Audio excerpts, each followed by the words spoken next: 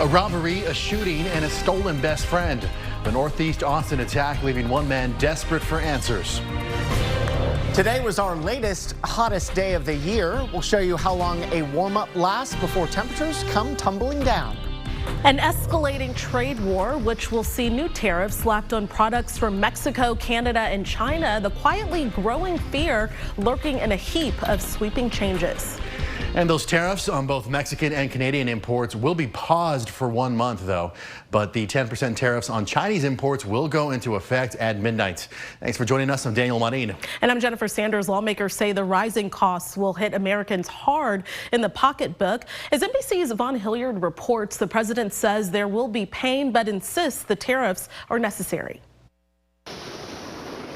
Hours before a 25% tariff was scheduled to go into effect on Mexican imports, President Trump announced a pause. They've agreed to put in 10,000 soldiers permanently, like forever, 10,000 soldiers at their side of the border and stop fentanyl. Mexico President Sheinbaum confirming soldiers will patrol the border. Canada is very tough. President Trump made a similar deal with Canadian Prime Minister Trudeau this afternoon, but the tariffs on China still scheduled to go into effect tonight. If we can't make a deal with China, then the tariffs will be very, very substantial. If the tariffs are imposed, costs could rise for food, to gas, to automobiles.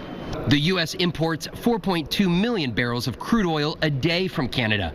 Most of that goes to Midwest states. Turning to electronics, with much made in China, the Consumer Tech Association says if the full tariff is passed on to consumers, prices could go up more than $200 on smartphones, more than $350 for laptops.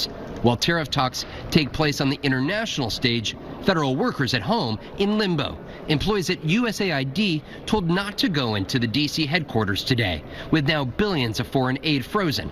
The lobby closed, windows covered. Secretary of State Marco Rubio says he's now in charge of the agency. I'm the acting director of USAID. Our goal was to go in and align our foreign aid to the national interest. Democrats vowed to save the agency that feeds those in need across the globe. No one elected Elon Musk to dismantle it. We are going to fight in every way we can. USAID reaches 130 countries, providing everything from humanitarian aid to health care. Here on Capitol Hill, some of President Trump's controversial cabinet picks are slated to go forward for very key votes tomorrow. The Senate Finance Committee is going to be voting on the nomination of Robert F. Kennedy Jr. for Secretary of Health and Human Services, and the Senate Intelligence Committee is going to be voting on the nomination of Tulsi Gabbard for the Director of National Intelligence. NBC News, Vaughn Hilliard, Washington. FBI employees are being questioned about their involvement in the January 6th cases. They are being asked to complete in-depth questionnaires. The questions will ask employees to specify their involvement in the January 6th investigations, including whether they participated in search warrants, conducted interviews, and testified at trial. Of the more than 1,500 people who were charged with federal crimes in the January 6th riot, more than 1,000 people pleaded guilty, including more than 200 who admitted to assault. Today, Texas House Democrats gathered to speak on some of the priorities Governor Greg Abbott outlined in his State of the State address yesterday. After launching an education savings accounts pilot program for special education students back in 2019, Governor Abbott says he is declaring the program's expansion to all Texas families an emergency priority, I should say, this session. We must pass school choice this session. The majority of Texans support school choice. More than 30 states already have a form of school choice. We're going to continue to fully fund our schools, as well as provide teachers with a pay raise. We can do that while also giving parents the choice they deserve. Meanwhile, at a news conference this morning, House Democrats called on the governor to put more funding to neighborhood schools instead of a school voucher-like program. They gathered at Palmer Lane Elementary School. This is the same spot where the governor signed the school finance bill in 2019. And they argue the school is now at risk of closing because of funding. 6 years ago, Greg Abbott promised to invest in public schools like this one. Now he's letting them close. Now Texas ranks 43rd in the nation in per-student education funding.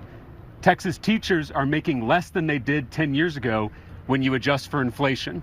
And local property taxes are through the roof because our state government has failed to do its fair share of school funding. State senators could take a vote on the education savings accounts as early as tomorrow. First warning weather with Chief Meteorologist Nick Bannon. Temperatures continue to climb today, warmer than yesterday, and a record high, in fact. We got to 84 at Austin's Camp Mabry, beating the previous record for this day of 81 set in 1911 and 2008. And we may climb higher than this as we head over the coming days and into the weekend. Right now, most areas still into the 80s with the exception of Giddings at 79. But parts of the hill country are in the upper 80s at this hour. The less humid air in the hill country easier to heat up, and that's why you saw the highest temperatures there. We're all roughly 2 to 4 degrees warmer than this time yesterday, and you can see the mainly clear skies on clouds and radar, at least for now. But much like last night, low clouds are going to roll in here tonight and take away the clear air as we have here at 74. 70 at 9 with a few clouds, and then 68 turning mostly cloudy by 11. Coming up in First Warning Weather, we'll track not just the record warmth, but this cloud to sun pattern that eventually changes as much colder air comes in for next week. All right, Nick, thank you very much. An Austin man says he was robbed at gunpoint and shot, and his French bulldog, Freya, was violently taken from him. This all happened at the Think East apartment complex that's in Northeast Austin. The dog owner shared his desperate plea to get his pup back with our J.Lo Washington, while also issuing a warning to his community. Poor guy. Sean Clements is thankful his terrier Loki is alive. Here he got run over. He's just got scrapes in his feet. He's been looking at his feet. They're obviously sore. These injuries and his own Scraped me all up, hit from the curb. a violent robbery on Sunday night, he tells me. I just pulled up in the car and said, "Hey, is that a Frenchie, like real friendly like?" And I said, "Yeah," and then Jack Russell, and he jumped out the car with his pistol. This is Clements' 1-year-old Frenchie Freya. He had her and Loki on a double leash when he says the man he didn't know attacked him. And he kept saying, "Give me dog, I'll shoot you." I said, "Go ahead, man, I'll give you my dog." And I was swinging, and that's when he shot me in the foot. Clements said the guy grabbed the double leash with both of his dogs from him. Loki dangling from the window as the driver sped off. The leash eventually snapped and Loki got away, but Freya was still in the car. I don't really know what to say. I don't really know how to feel right now. APD says on Sunday alone there were 2 French bulldog robberies, including Clements, but that the cases are not connected. According to Rover, French bulldogs cost an average of $2,800, and a number of these robberies have been reported recently in multiple cities. Clements and his daughter now desperate, hoping to see Freya again. Please give me my dog. I won't press charges. I just want my dog. J.Lo Washington, KXAN News. And Clements says Freya was not microchipped, which makes tracking her down pretty difficult, but they are working with police. Now, if you would like to help keep an eye out, we've got more photos of the French Bulldog on KXAN.com. Going in depth, the American Kennel Club ranks the French Bulldog as the most commonly stolen dog breed.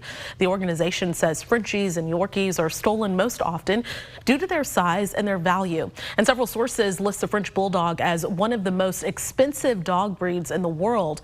Frenchies were also listed as America's most popular breed in 2022 and taking the top spot from Labrador Retrievers. The story started as a tip. If you have something you'd like us to investigate, you can just use your phone to scan that QR code on the screen right now or send us an email at reportit@kxan.com. Salvage crews began pulling pieces of the American Airlines jet that collided with a military helicopter out of the Potomac River today. The first large object to be lifted out of the water was an engine from Flight 5432. 67 people were killed in that mid-air collision. Crews have recovered 55 victims so far, and officials say they expect to find the others as the wreckage is removed. Today, crews also lifted out another large piece of the plane, presumably from its fuselage, and they placed it on a large barge. The U.S. Army Corps of Engineers expects the salvage operation to last 3 days. Crews will then take the wreckage to a hangar where the National Transportation Safety Board will continue the investigation. Investigators have recovered a key piece of evidence in the Philadelphia plane crash involving a medical jet that fell from the sky just moments after takeoff. Crews have recovered the black box, or what's called the cockpit voice recorder. They also recovered both of the jet's engines and its enhanced ground proximity warning system. National Transportation Safety Board officials are still working to determine what caused the crash on Friday night. That jet took off from Northeast Philadelphia Airport. It was in the air for less than a minute before it crashed, killing one person on the ground and all 6 Mexican citizens on board. It's been a little over a month since a man drove a truck into a crowd on Bourbon Street, killing 14 people and leaving 35 others injured. And now the city is focused on how to keep thousands of people safe during Super Bowl week, which is officially underway in New Orleans. Chris Hagan is live in New Orleans with more on the safety and security for the biggest worldwide events of the year. Hey there, Daniel and Jennifer. Yeah, it's the big game in the Big Easy. That's supposed to be the main story. We should be sitting here talking about the Eagles and Kansas City Chiefs as they chase history, trying to be the first team ever to win 3 Super Bowls. But given those events on New Year's Eve, a couple of blocks away over on Bourbon Street, we're having to address security even more than usual. Now, the NFL has always had the safety of fans and players at the forefront of mind, but now they've had to redouble those efforts, trying to make sure that everyone gets in and out safely. They have brought in more law enforcement officers. They have a strict bag policy. They are making sure that anyone who gets in or near this Superdome has cleared a security checkpoint. They'll have more than 700 officers from the Homeland Security. They'll have uniformed and non-uniformed officers from around the state of Louisiana, making sure that the big story come Sunday is the game on the field and not security breakdowns.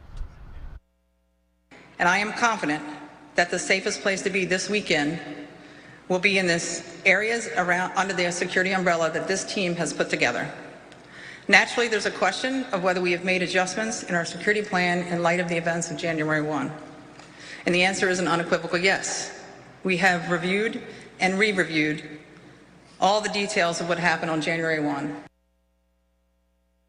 And right now, Homeland Security tells us there's no credible threat to the game or the days leading up to it on Sunday, so that is great news. And also, you can even tell from a media perspective how they've upgraded the security. Usually you show a credential and scan in to get into a venue, and then you just walk out. Well, now you're scanning out as well. They can keep up with your credential, make sure it doesn't fall into the wrong hands, not let someone who shouldn't be in this area be here when they're not. It's all about the safety, and I think you'll see a tremendous job done between now and then, because we want to see a great football game and a champion crowned and not have to worry about anything else like we did here on New Year's Eve. Reporting live from New Orleans outside the Superdome, I'm Chris Hagan. All right, Chris Hagan, thank you so much for joining us. We'll go in depth. Data from the National Chicken Council shows that people are expected to eat more than 1 billion chicken wings for the big game this weekend. And that's about 20 million more wings than last year's figures. But with that much demand comes a slight spike in prices. According to the Texas A&M AgriLife Extension Service, wings currently cost close to $2 a pound. Last year, it was about $1.76. And though wing prices are up year to year, they have been going down over the last few months. Back in June, the prices of wings were nearly $3 a pound. Okay, when I was out this afternoon, I saw a lot more smiles, you know, the sun shining brightly. People are excited. Yeah, you know, I think the vast majority of us are with you. Lovely weather after 2 weeks of clouds. But then there are those that want the clouds, they want the cold, they want it to be normal now, not 20 degrees above normal. But we just report on this, so don't shoot the messenger, as they say. Hey, let's take you out to high in western Blanco County from our Covington Cellars camera, where we're at 82 right now. Typical highs this time of year, mid-60s. So we are 15 to 20 degrees above where we should be.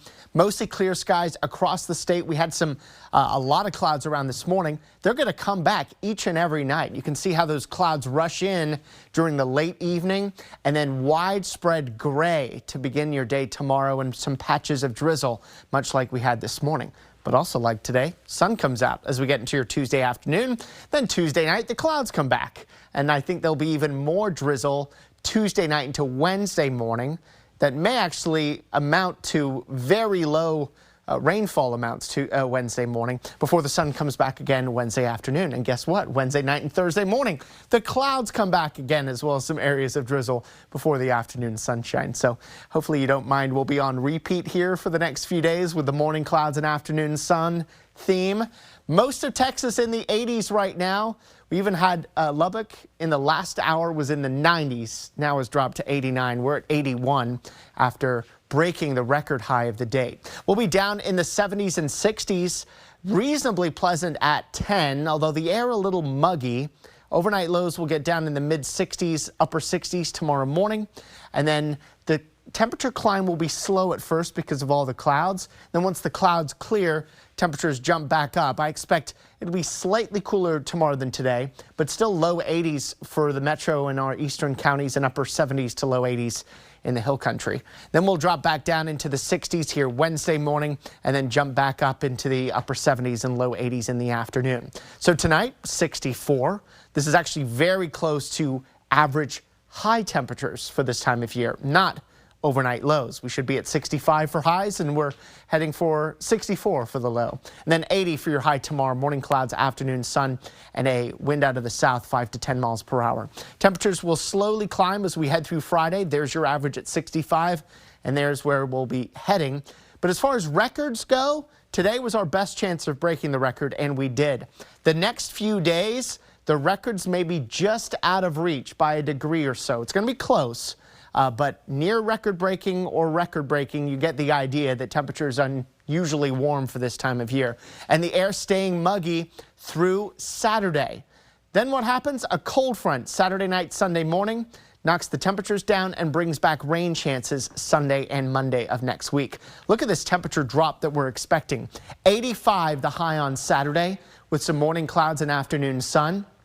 Then Sunday, we're down to just 69, which is still above normal, but much cooler than Saturday, and a low 10% rain chance Saturday. Those chances are higher, 20% on Monday, with highs barely getting out of the 50s on Monday. We'll be right back.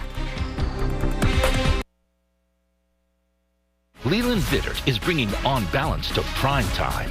We welcome you to the Farish Network on television. New time, same Leland. And we never back down from the truth. On Balance, coming to prime time next Monday at a new time, 9 Eastern on News Nation. To find News Nation, go to newsnationnow.com. Demonstrations are being held across the country today to illustrate a day without immigrants. In cities like Chicago, New York, and Los Angeles, hundreds of people gathered in support of immigrants in their communities. Several businesses closed their doors today in protest of the Trump administration's new immigration policies. In Chicago, people gathered waving flags and holding signs. They say that they're standing up for each other and for those who are as scared as the president cracks down on illegal immigration.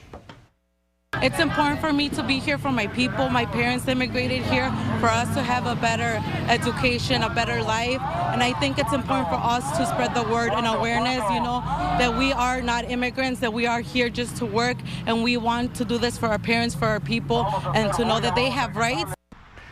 Now, A Day Without Immigrants is a campaign that largely stems from social media and has gained traction in communities across the country. Gerber is recalling a teething product because it poses a possible choking hazard.